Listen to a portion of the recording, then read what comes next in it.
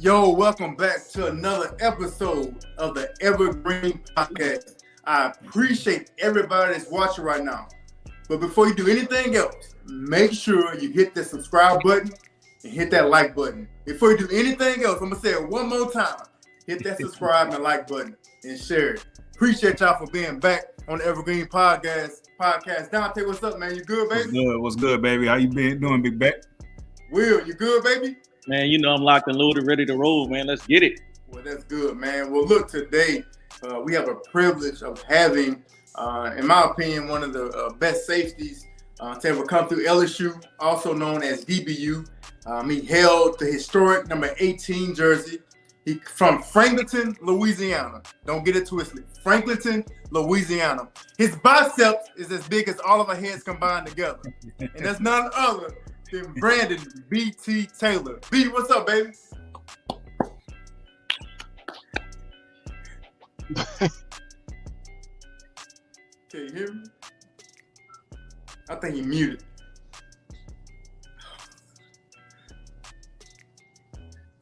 Y'all can hear me? I can hear you now. Yeah, you was muted. Oh, yeah. What's going on? Hey, Beck, I appreciate you for saying me in Louisiana. We're on the west, we're on the South Shore. On the South Shore, Louisiana. Yeah. Not Franklin, Franklin Ton. Put the ton on there. We big over here.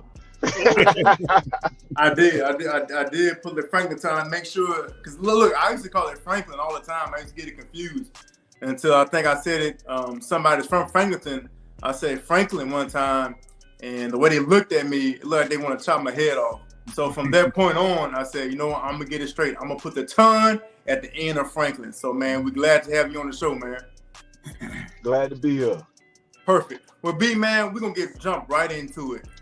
You're from Franklinton, Louisiana. You grew up in a household of 8 brothers and sisters. So tell us, what was that dynamic like, and how did it make you the man that you are today? It was a humble upbringing, but to say the most, man, I think that all my friends envied the way I grew up, because I grew up with so many brothers and sisters. Like, it was no dull moments in the house. I mean, I had great parents that are still together today, and we didn't have much, but we had what we needed. We had 3 meals every day. Like, I never ate McDonald's until my senior year in high school. That's when I had money to afford to go get it. But because my mom, she cooked 3 meals a day, every single day. But I mean, in our house, it was 8, 9 people at a time. You slept where you laid at. Wherever you could find a spot, that's where you slept at. So it was a good upbringing, man. I appreciate it, and I still hold some of those values that my parents instilled in me today.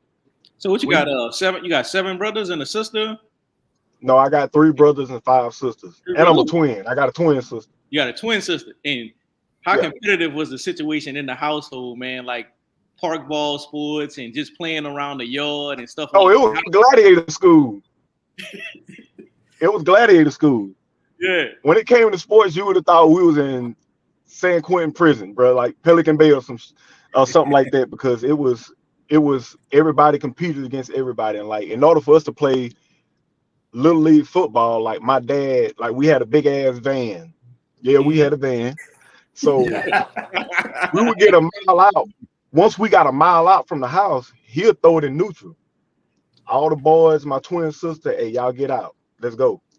We would push that van all the way home, and he would do it every time. Every time we would come from school, like everything like that. People understand, like when I was in high school, my brother Curtis was already at LSU.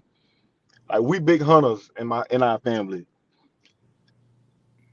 Our principal and all my teachers knew when my dad killed a deer. He would come up there, check the boys out, me and my 3 brothers that was in school, check us out of school, make us come drag the deer out, clean it, then bring us back to school.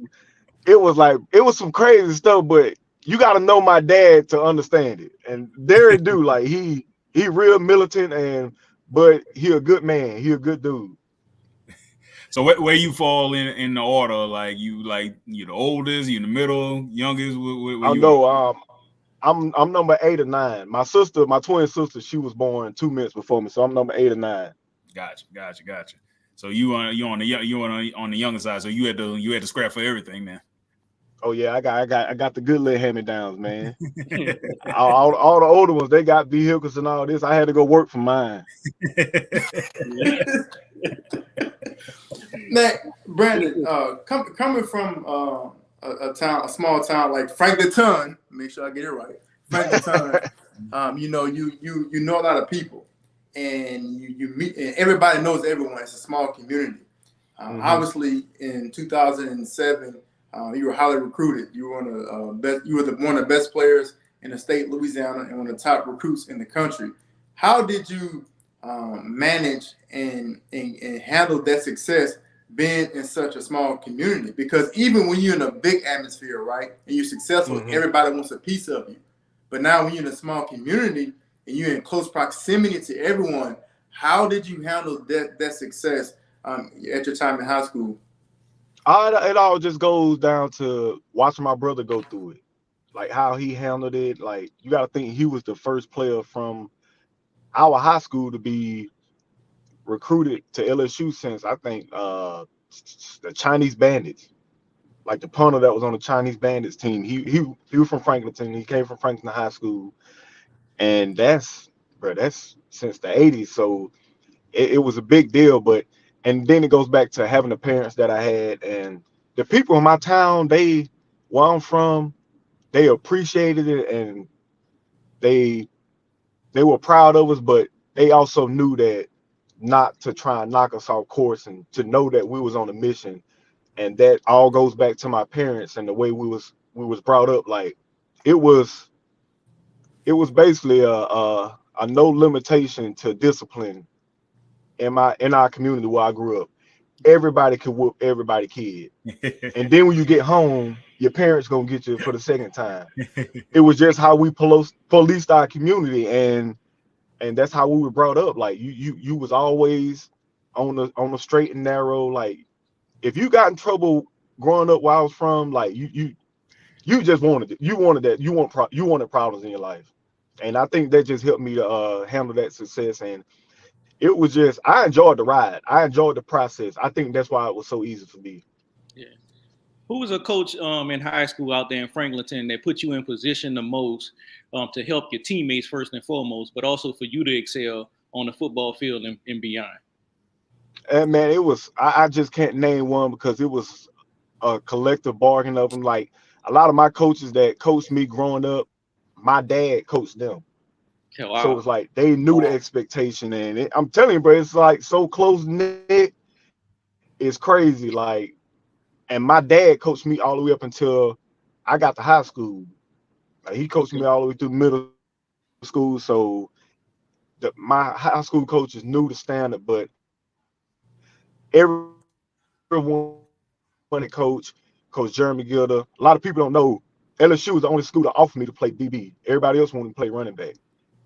Okay. So it was a lot going into it, and like, when my parents couldn't take us to camps, my coaches took us. So everybody had a part in it, and they all got to see the success that we had.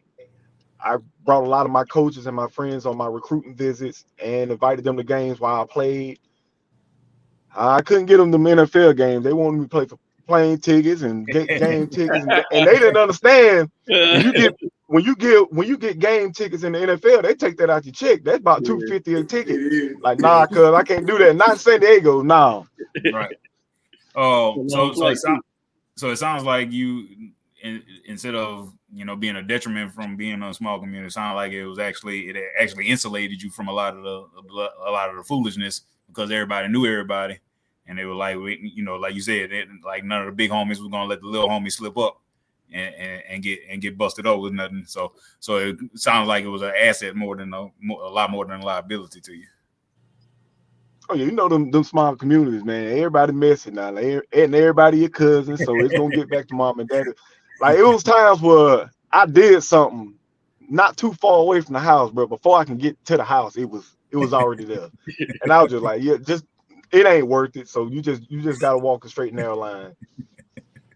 You mentioned that you had an opportunity to play college ball with your brother Curtis, and also know John, younger brother John Taylor. You played with him as well. Like growing up, did you guys ever talk about amongst yourselves that one day that you guys would be all three be on one collegiate football team? Not that we would all three be on not the same collegiate football team, because I can't lie. Growing up, I was a big Miami fan, man. Like the way they played ball, like that's. I think every black kid growing up that played football was a Miami head. Mm-hmm. Like watching them in 2001 and all them great teams they had back then, like you was stuck on Miami, and then seeing Ed Reed go there and be successful. But we did. So this is another thing about my dad. So he sat all of us down. This was when all my older sister was in the house and everything. He gave us two options. He said, you go to the Army or you get a scholarship. And I ain't too fond of nobody shooting at me, so I was gonna get it on the field by any means necessary. And truth be told, like two of my sisters had to go to the Army. One went to Iraq and fought in Iraq. All my sisters graduated from Southern, so that was all the options that we had. So because he was not gonna pay for school. He said, you gonna go to school, but I ain't gonna pay for it. So it's either gonna be the Army or you gonna get a scholarship. Yeah. Oh man. So when y'all were at, we only gonna touch on this for a little minute. While y'all were at the college y'all were at, we ain't speaking on it this week. But how was it for as family coming down, the friends coming down, everybody when y'all were not playing? How was it when they were coming down, when it was a regular during the week of Monday, Tuesday, Wednesday, Thursday, Friday, even from Franklinton? It's still not as far as like if you were out of state. How was it with people from back home coming during the week to Baton Rouge? It wasn't too bad because really all the people that I went to high school with, they went to school in Baton Rouge. Yeah. So they either went to Southern or they was right down the road at Southeastern and Hammond. And truth be told, I think it was worse on my sisters because they lived in Baton Rouge. They was out of college. So we was over there trying to freeload a meal and get a little extra cash because them scholarship checks were kind of slim. If you bought a pair of shoes, you was out the door. You had to wait a whole nother month. So it was good that I was close to home. And sometimes it's bad when certain people come from a bad community or something like that. But I came from a good community, so it was good that I was close to home. Good. I could pick up the phone and somebody could bring me something real fast, so I could go by my sisters and get whatever I needed. How was your recruiting journey? Like, was it how'd you play it? Was it long or was it like soon as LSU came knocking that was it? You shut it down? I got we fished around for a little bit. I wasn't gonna make it that easy. So after LSU beat Notre Dame in the Sugar Bowl, that was when me and my brother committed. It was more of a family thing because we never got an opportunity to play with our oldest brother, and more of a safety net because we was going into our senior year that year after they won that game, and we want to be solidified with a commitment on paper and everything going into our senior year and not be injured our senior year and lose out on scholarships, trying to have that big surprise at the end and all this. I'm like, man, look, this is where I want to be at, so I'm committing, and we made a call and we committed to LSU. At LSU, obviously we know, or like Will say, the college that you played at. But right now, just for this question, you got to focus on BT. Yeah, we working on some things, BT. Going to LSU and playing with such great DBs. You talking about Tyrann Mathieu, Mo Claiborne, Eric Reed. I mean, the list goes on and on. You talking about all-time greats. And being in control of that unit, like being the safety, right? Because safety is the last person on defense. So you have to come through the safety to obviously do anything. And you were the guy that made the calls. Being so competitive in that room full of alphas, was it at any point to the point where it was so competitive that a guy was worried about stats, maybe worried about awards, or did you guys just literally want to see each other succeed? Because we know DBs are naturally they arrogant in a sense, and that's cool and that's good, right? But when you got a bunch of alphas, did it ever get to a point where it's like, man, I got to get mine? Or was it more so we don't care what happens, we want to make sure the other guy succeeds?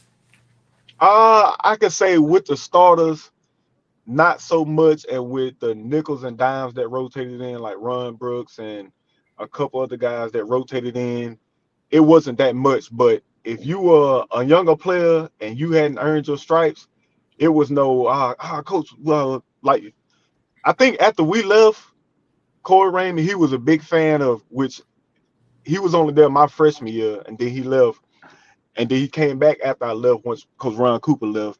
Like a lot of people don't realize this, but when he got back, he was a big fan of like rotating DBs like every series. My senior, no, I'm the starter. I'm gonna take every snap. If we up big, then you can come in as a backup.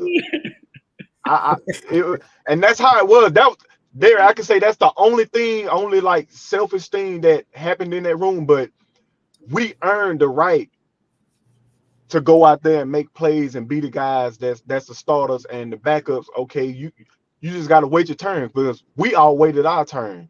Yeah. But as far as like any animosity, dude, that was the most selfless room I ever been in my life. I'm talking about NFL, high school, everything. Like, it was to the point that we were fans of each other. Like I would be watching these guys on the field, like, because I'm the last line of defense, and I'm like, damn, I'm blessed.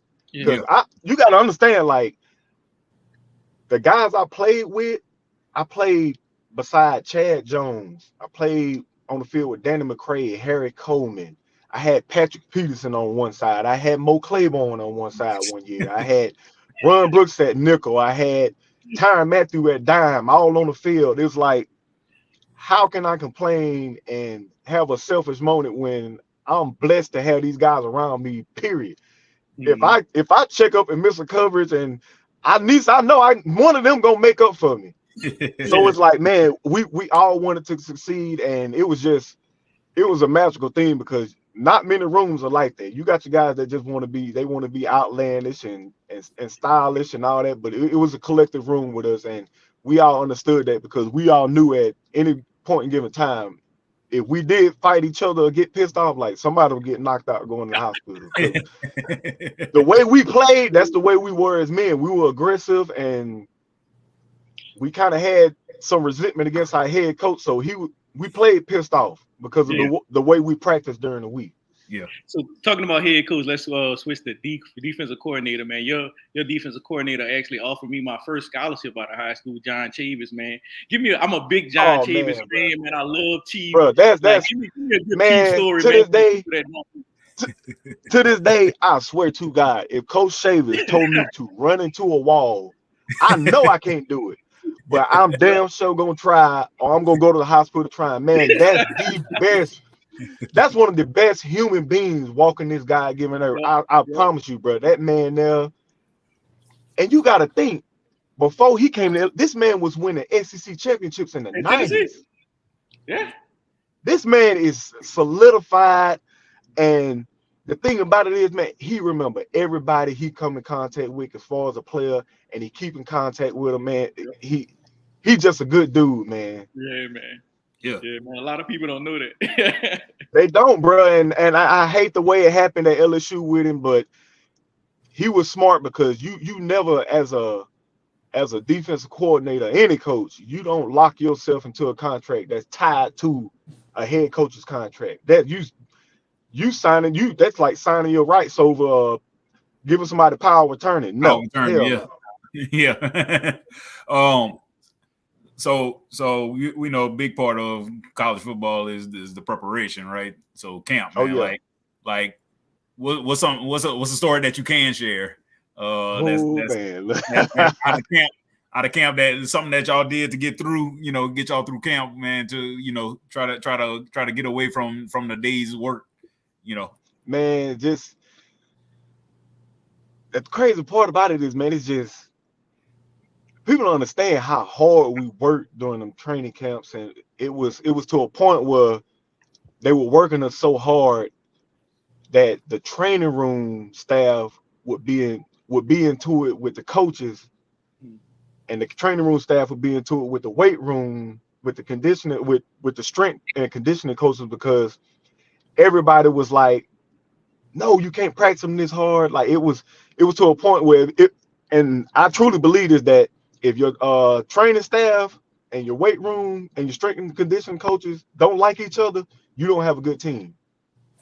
You will not have a successful program, because it's the strength and conditioning coach job to push you to the max, to break you down and then rebuild you back up. And it's your training room staff to make sure you don't break.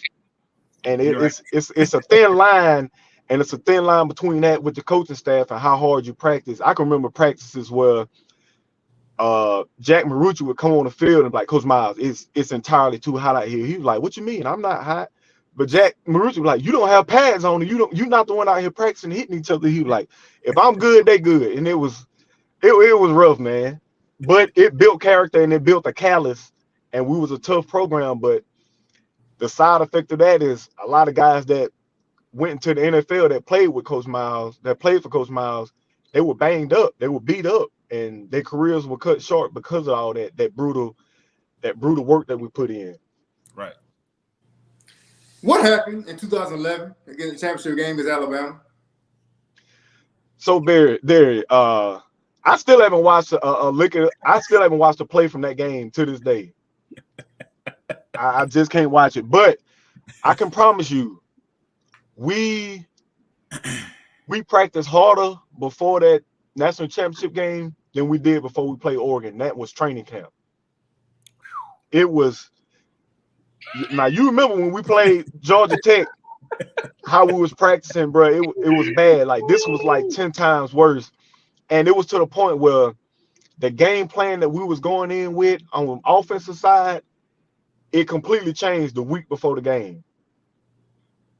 And it was to the point, it was like, bro, you got to think, like, this was if Fumble the Bag was a person, it was Miles this time, bro.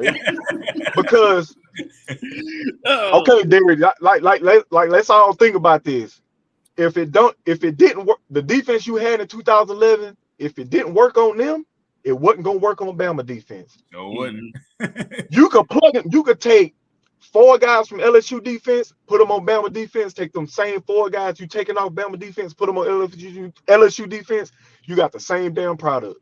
Yep. Yeah. If it didn't work on us in practice, it was not going to work on Alabama. So you had everything you needed to be prepared for that game, and we wasn't. And it was to the point where the defense was like, bro, I was in the third quarter, I had tears in my eyes on the field because I just knew. I'm like, man, if we don't score, we ain't gonna score. But the one thing I can't hang over the defense head that game, that was the only game that season we did not create a turnover. So I can't fault everything on the offense or special teams for not making big plays, because we didn't as well, because we were the spark plug of the team. Yeah.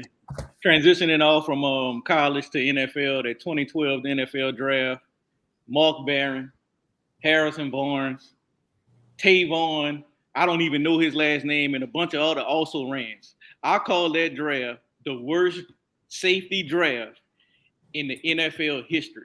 But it had a great player from LSU in that draft. Do you think that they took other players before you for any particular reason? Why did you fall to that round in the draft, which was a great round, but still, I don't feel as though those players were the space player that you are in space, that you can cover. A lot of people don't know that you're a cornerback by nature, so they don't know that you can really cover and hit. So why did you not go in the first round? Why do you feel like you didn't go in the first round that year? Well, I can't shout out the one safety. This was my dog, and he actually played for the coach. Our head coach that we got now at LSU was Harrison Smith. Mm-hmm. He with the Minnesota Vikings. Hey, that white boy dog, cuz he's still with it. He's the only one. If he hit you, you going that way. And if you ain't going this way, you going that way. But I know for a fact, like a couple doctors and stuff like that, because my junior year playing against Alabama, I had a Liz Frank injury, a non-contact injury, like which my cleat snapped in half while I was planting to drive on the route. It was a freak accident, dude. So I had a Liz Frank injury, and the fact that I was able to come back and play that season, my senior season, was a blessing itself. So after they got to the combine, was pulling on me. Some of the team doctors were like, which I know what it was. We can get this guy for cheap. One of them things. So that's when the business of the NFL start kicking in. That's when I realized I'm like, yeah, they trying to talk my grade down, but that's kind of what it was, because I was the third safety taken in the draft, but I was drafted in the third round. Yep. So going through that process, man, like, you know, it's like the biggest job interview of your life, and through that point in your life anyway. Like, how were you prepared, or what was your preparation like going into it? Like, not physically, more mentally. The thing is, back to that, I had a cheat code. I had an older brother that went through it, and me and him had the same agent, so it was like I was prepared for it. But I ain't gonna lie, that was the most draining process ever. It's not anything really exciting about it, because when you get to the combine, they wake you up at 3 a.m. every morning. You're not going to bed till about 12:30 every night. So and then they doing all that before they want you to go perform on the field for your combine drills. And it's like, dude, like, if you don't, and then leading up into that was fun, because I was in South Beach, Miami training, you know. I just came out of Baton Rouge, the big raggedy, so I ain't really seen nothing. I ain't seen no blue water. You go to Gulf of Mexico, that thing dirty. So I go out there and see blue water and stuff. So you get to enjoy yourself, and you get to compete with the players that you played with in college and guys that you seen on TV from other schools. And like most of the guys I trained with went to the University of Alabama. So it was like I got to see how they became great players by the way they trained and prepared themselves. So it was a good environment as far as that. But the whole combine and process for that pre-draft, man, it was ridiculous. I would never want to do that again. So something we've kicked around on this podcast anyway for a minute is abolishing the draft, like get rid of the NFL draft. And basically just have free agency from Jump Street. Coming out of college, you're a free agent, right? Mm-hmm.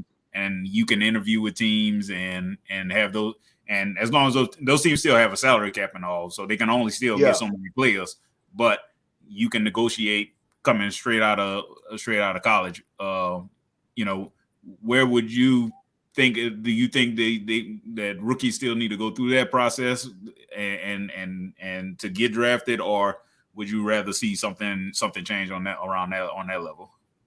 I mean, you got to think, like, you got all this, and then the way it's changing now with these playoffs and all this stuff.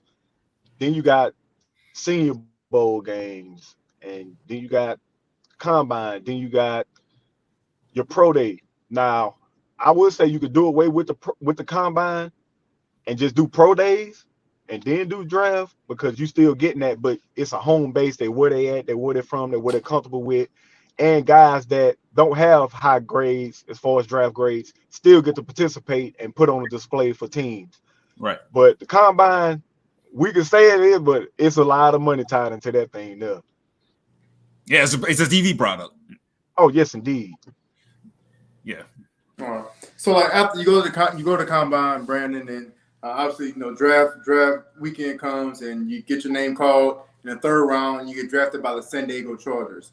Once you get to San Diego, everything is going good. You know, you're having a good training camp, had a good preseason.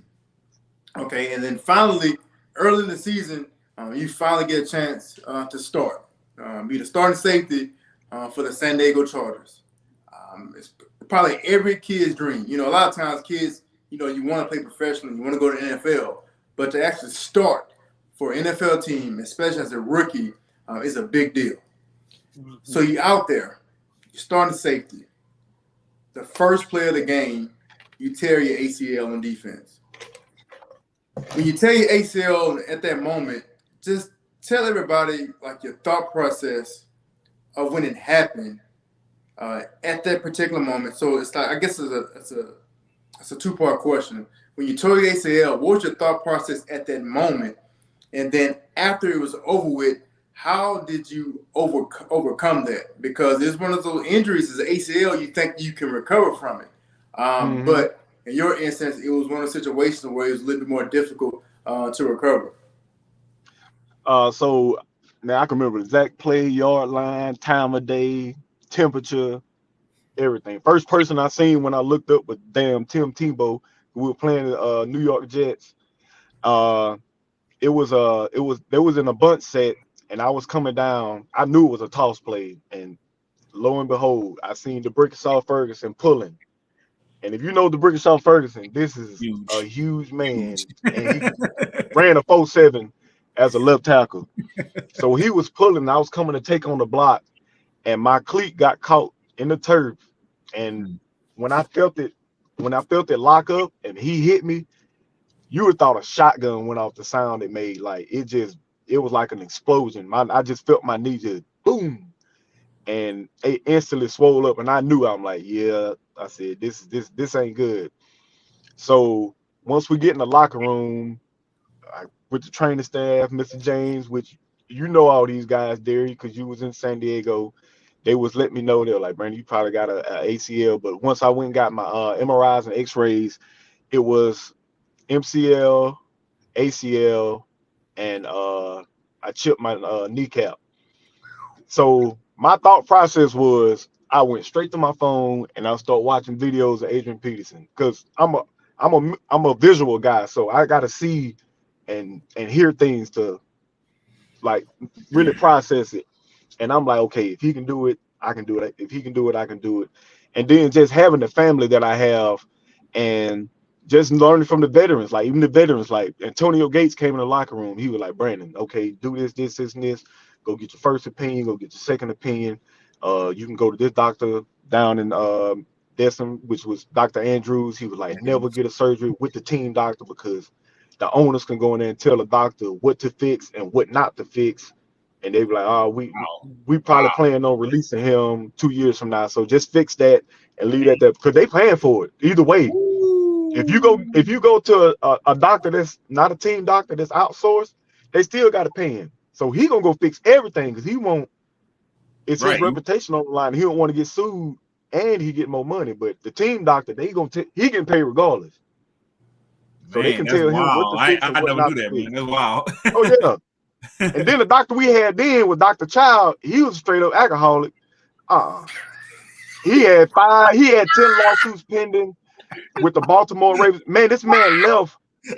He left a utensil in a guy's leg and sewed it up. This the same man. I'm telling you, this the same man, like, bro. So like hearing this, and then like I just heard it on the news report today that Tyrod Taylor is suing the Chargers over the same doctor. Same doctor, Dr. Child. Look him up. Bro, I'm telling you, man. That man lost his whole. That boy come in the training room. Come in the training room, smell like straight Cavassier. And yesterday, man. Ooh, boy. Who actually did your surgery? Did Dr. Andrews do your surgery? Yeah, he did it. Dr. Andrews did it. What makes him so legendary, man? What makes Dr. Andrews so legendary? Like I know he kicks everybody. He's from around him. He LSU grad, man, and he just so a lot of people don't understand, like the Tommy John surgery, that baseball player. He invented that surgery. Right. Like this man, his craft. He's great with his craft, and he's also the team doctor for the Washington the Washington Commanders now. Yeah. So and their coaching staff and their training staff was with us at the Senior Bowl. That's the team I played. They coached us for the Senior Bowl. So I had a rapport with him, and being an LSU grad, he actually reached out to me, and he was like, man, I want to help you and stuff like this. So I got down there to them, and he did Adrian Peterson surgery. So it was just a collective bargain of things that made me go that route. And he was completely honest with me. He was like, Brandon, we was able to fix this, this, and this. He was like, but it's one thing with your meniscus, the way it's told, the location where it's torn, it was like in the back. He was like, that's the one place you can't sew it back together. He was like, so over time it's gonna wear down, and he was like, just get what you can get out of it. And I was like, I appreciate. I never told them that or anybody that, but he told me that, and I was like, yes, sir. He was like, it's gonna be a time where you're not gonna be able to do it and handle the pain. But he was like, get what you can get out of it. That's what's up. That's what's up. I think as far as athletes, Brandon, on Evergreen, we try to give people conversation where they can talk about forever. And here's someone that you were successful in high school, you were successful in college, and you reached the upper echelon of playing professional football. And on the first play of the game, you tore your ACL. And correct me if I'm wrong, the ACL in the meniscus hinders you from actually signing on to another team because of the injury. What would you tell athletes like right now, right? Even the ones, the biggest, baddest ones, the ones that think they're gonna play a long time and do this thing forever. What advice would you give them to let them know? Look, man, this thing can end at any moment. And how would you tell them to transition when ball does end? Man, I could go to my first training camp practice. The owner came and shook my hand twice. Dean Spanos, he came over there. He was like, "Congratulations, Brandon. Welcome to the NFL. Welcome to the San Diego Chargers." Turned back around, looked back around. I'm like, man, this man crazy. He came back around, stuck his hand back out. He was like, "Welcome to your way out the NFL." He was like, "You got to earn your way to stay in here." I'm like, damn, shit just got real. So it's from that point on, I was like, yeah, this is something like, in order to make it a long time league, you truly have to be blessed. Like, because anything can happen wrong as far as an injury, like a business decision for as upper management. But for me, I would tell players, man, you can't put all your eggs in one basket, even dealing with something that you love that much, because the game does not love you at all. Like it eats you up and it'll spit you out. And the thing with me, what I would say for players that on that way out, don't stop, because you gotta think there from age 5 all the way up until you stop playing, your whole entire life was structured. You had to be here at this time. You had to be here at this time. You had to be here at this time. And a lot of players, when they stop playing, they just stop. I'm gonna wait on the call. I'm gonna do this. No, you got to keep moving. Like I sent my retirement papers in. I told my agent I was done. Went back to school, enrolled back to LSU that following week. Finished up that summer, graduated that August. Hired on with the company that I'm on with now the following week. That's all in the same year I retired. Yeah. So, and I think when players stop and they just sit down and they don't do something to keep active, or keep their mind active, because if you become mentally stagnant, that's when depression, and you start pointing fingers at people. This person didn't help me, and this is no. You got to help yourself from the get-go, and you got to have a plan. Yeah. So we see that you took the plan, you executed the plan. Where are you at in life right now? What are you doing? What you got going on? And just let the world know what you got going. So right now I work with actually got promoted to be a subcontract manager with performance contractors. So yes, sir. Even though I'm a starter now off the field, so big shout out. Hey, big shout out to myself. So